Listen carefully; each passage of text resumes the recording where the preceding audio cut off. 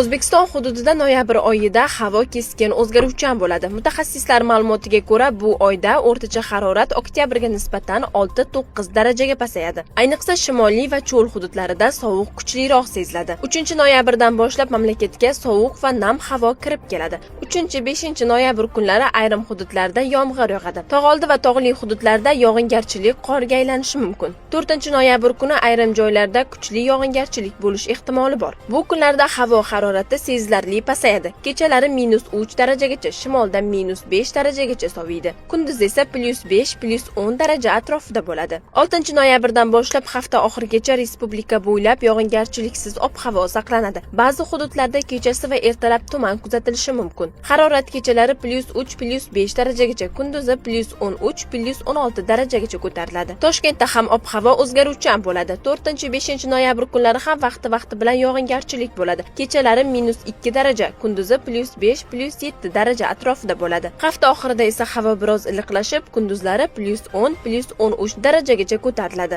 Noyabr oyida harorat kunlariga qarab tebranishda davom etadi. Kechalari -3 dan +10 darajagacha, kunduzi +8 dan +23 darajagacha bo'lishi mumkin. O'rtacha oylik harorat me'yordan 1-1,5 darajaga past prognoz qilinmoqda.